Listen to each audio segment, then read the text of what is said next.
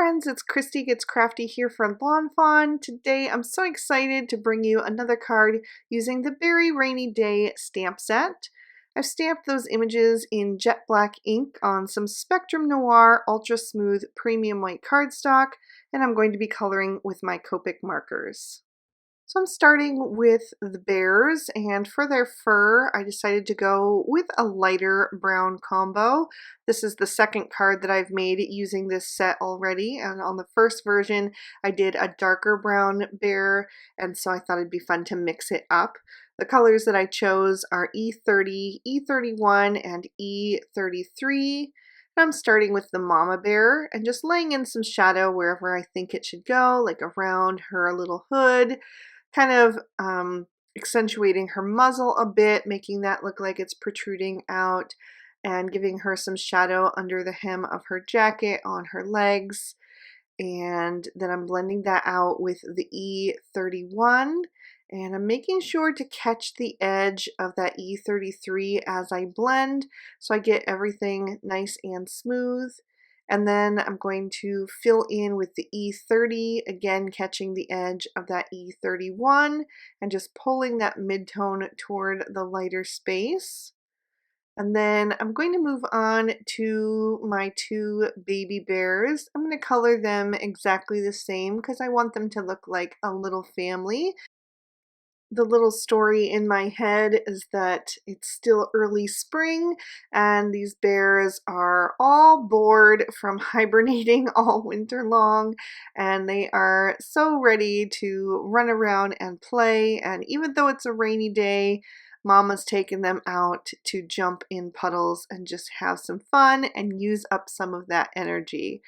So I'm going to color these other two bears just the same, like I said, using that E33 for the shadows, laying that down toward the back of their bodies. I like to keep the face nice and light, and blending toward the front with the highlight. So depending on which direction they're facing is where I put my shadows. And then for the muzzle, I wanted to go with a little bit of a lighter tone. So I chose E50 and E51, starting with the E51 and laying in another little bit of shadow there, and then blending toward the end with the E50.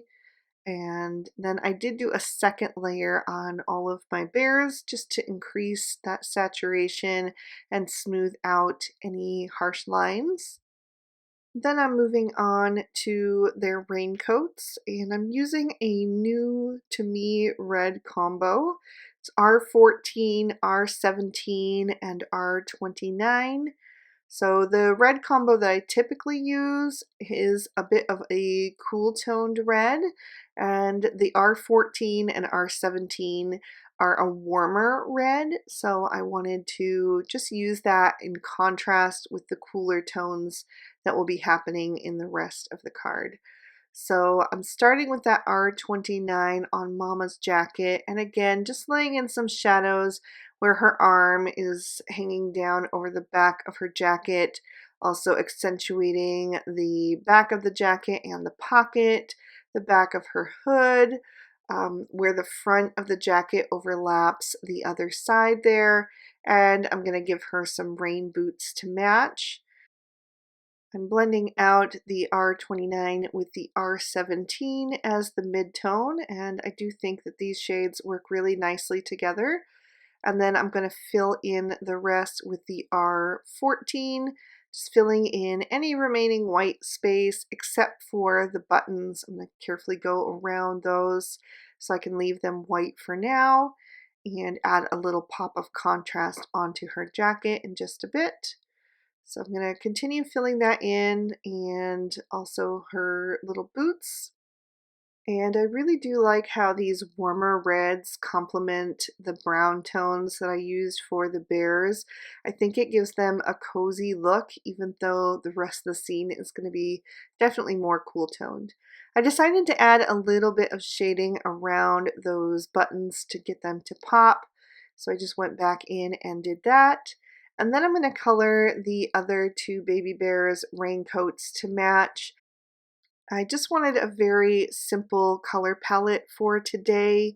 It really just depends on my mood. Sometimes I like to do everything in a different color and have lots of bright tones and things that draw your eye around the scene. And other times I just want to use a very simple color palette and let the story and the sweet little images just really stand out.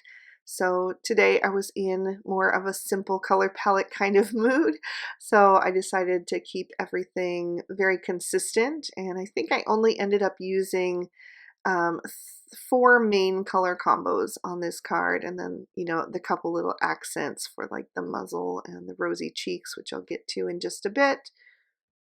And by the way, I did go over all of the jackets and the rainbows with a second layer as well. I just did that off screen to save you some time. And then I'm going to add those rosy cheeks like I mentioned using R11 and R20. Doesn't show up super dark on the kind of mid-tone brown of their fur, but you can see a little bit of it, and I think it does add just a little bit more of a cheerful look to them. And then for the Mama Bear's buttons on her jacket, I'm going to color those in with Y17. And now I'm switching to cool tones for the rest of the images. So for the little frogs, I chose G12, G14, and G16. These are greens with a blue undertone to them, so it's going to match the background that I'm planning really nicely. But I think even if you did the warm tones with maybe like some YGs, I think that would look nice as well, since we've got some warm tones going on with the bears and their jacket. But I just decided to have that bit of contrast with the warm and the cool and try to balance that out a bit. So I used the G16 as the darkest, blended out with the G14, and then used a touch of the G12 for a highlight. And then for all of the little puddles and splashes, I'm going to use BG10, BG11, and BG13. So I started with the 3 puddles and use BG13 toward the bottom right to add a little bit of shading, and then blended that out with the BG11. And then I'm going to use that BG10 in the top left area there for a nice little highlight. And then for the splashes, I'm going to take that BG13 and do a line down one side. I did it on the right side for the ones that are kind of tilted toward the right, and then on the left for the ones that are tilted toward the left. And then I'm going to blend that out with the BG11. And just real quick and easy. These are real quick to color because they're really thin. And then I'll fill in the bottom part of each of those little splashes with that BG10. So it'll be nice and light at the bottom and then kind of accentuated as it goes up. And then I'm going to trim these images out with their matching dies. For my background, I'm going to take a piece of Bristol smooth surface cardstock, and then I'll tear off a long strip of Post-it tape, and I'm going to use that to create a mask to separate the ground from the sky. I'm going to wrap that around to the back to just hold that securely in place, and then I'm going to bring in some Distress Oxide ink, and the first color that I'm going to use is Peacock Feathers. So I'm going to blend that down from the top 2 corners and across the top and leave a kind of white center for now in the middle of that, just to really define those outside edges. And then to soften up that middle, I'm going to bring in some salvaged patina.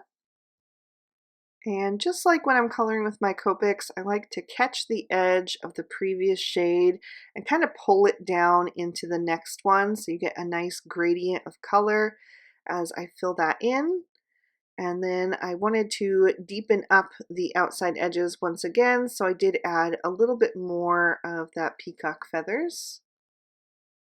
And then I'm going to peel up that mask so that I can adjust it and mask off the top portion.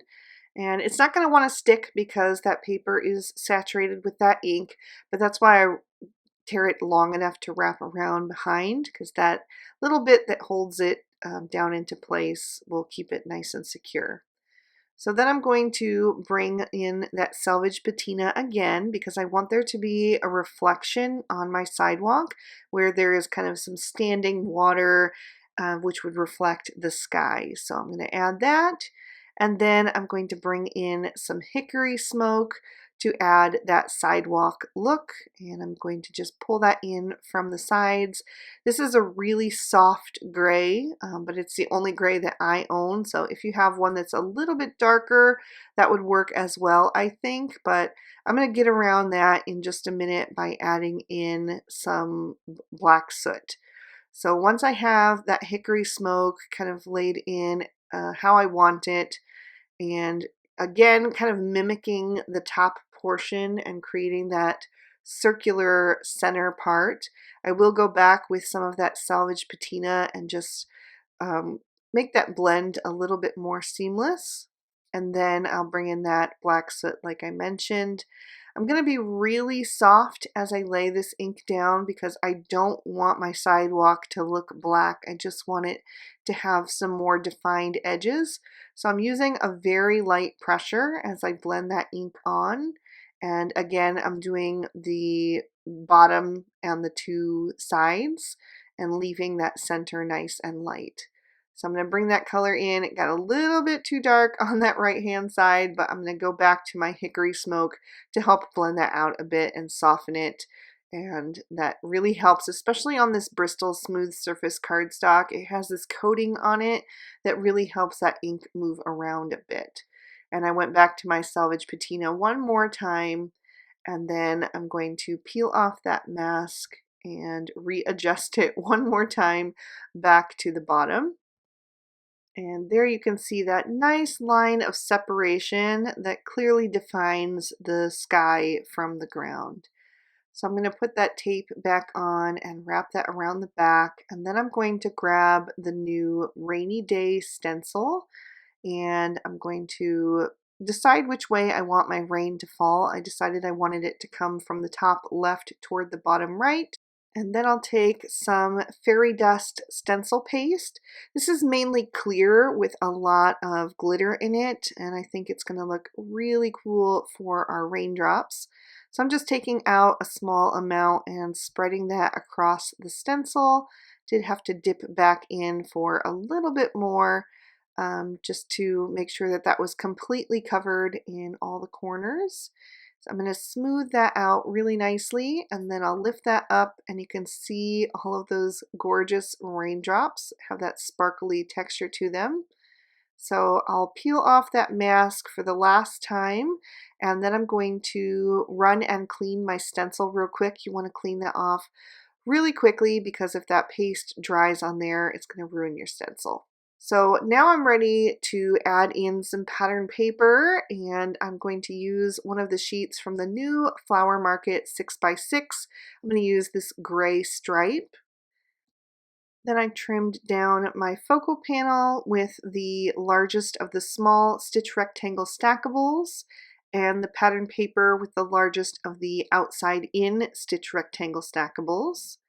Before I adhere things down, I'm going to pop that focal panel in my MISTI, and I'm going to stamp my sentiment in VersaFine Onyx Black ink, and I'm using the one that says Make a Splash. Then I created a card base using some Peacock cardstock, and I scored and folded that to a standard A2 size card, so it's 4 1/4 wide by 5 1/2 tall. I'm going to pop that in my MISTI so I can stamp on the inside, and I'm using the matching Peacock ink. I am going to stamp that down a couple of times though, because this ink does dry back a bit, and I want to make sure that the stamping on the inside stays nice and bold. So I stamped out the other bear and the frog again, and have a happy day. And now I'm ready to start adhering things down, so I'm going to use my glue tube for that. I pressed a little bit too hard and had a splooge coming out there, so I just smoothed that down with my finger so that it wouldn't leak out the sides. That was totally user error. And I'm going to press that pattern paper down on my card so I get a nice border of that peacock cardstock showing on all sides. And then I added some foam tape to the back of my focal panel. So I'll peel off those release papers, line that up in the center, and then I'm going to press that down into place. And then I'm going to bring in my images so I can start to decorate my scene. I'm going to start with one of the puddles. I like to start with my largest image first, but I wanted this puddle to go underneath my mama bear, which is my largest image. So I went ahead and adhered down the puddle first, and then I can get her placed just how I want her, so she's just stepping into that puddle. And of course, I'll add some nice little splash marks coming toward the left side of her foot there as she's stomping into that puddle, having fun with all of her little cubs. I'll add another puddle a little bit further down on the right, and into that one is going to go the baby bear that is plunging in with both feet. She's just going for it with reckless abandon. So I'm going to have her, and then I'm going to add another little splash mark behind her going toward the right hand side. So I'll just choose the one that is facing in that direction and then tuck that behind her before my glue starts to dry. And then the third little puddle is going to go a little bit further down, but on the left hand side. So they're all staggered a bit, almost creating a zigzag pattern down toward that sentiment. And then I'm going to add another splash mark there as well over on the left. And then this little bear that is enjoying himself just as well, but a little bit more tentative, I think, than the other baby bear. It's fun that they all have their own little personalities in the way that they're drawn. I'm going to do one more splash mark, and I'm going to add the leaping frog, and that's going to go just above the sentiment. And then the last little frog, I went back and forth. I couldn't decide if I wanted him in the center or off to the right hand side, so I kind of added him in both places trying to decide, but eventually I went with over on the right hand side. I felt like there was just a little bit of an empty space there that he filled in nicely. So now I wanted to add some extra details, and first I want to do a little bit of a shine mark on the raincoats since they're made of that kind of rubbery material. I thought that that would be suitable, so I'm just doing little lines and dots on their sleeves or on their boots, and also on the mama bear's hood, just here and there wherever I think they should go. And then I wanted to bring in a bit more sparkle since the puddles are made out of the rainwater that is collecting. It makes sense that the puddles would be sparkly too, just like the raindrops. So I'm just adding a bit to all of those little puddles and splashes, and that's going to add a really pretty sheen when you tip the card into the light. So I'm going to finish off this last one, and then I will pick up that card so you can see what I mean. When you tip it in the light, you just get this gorgeous glitter effect. So fun. I'll give you another peek at the inside. So I really hope you guys enjoyed this one. I had so much fun creating it to inspire you. If you did, please be sure to hit that like button and leave me a comment down below. I love chatting with you guys. Thank you so much for watching. I hope you all have an absolutely amazing day. Bye-bye.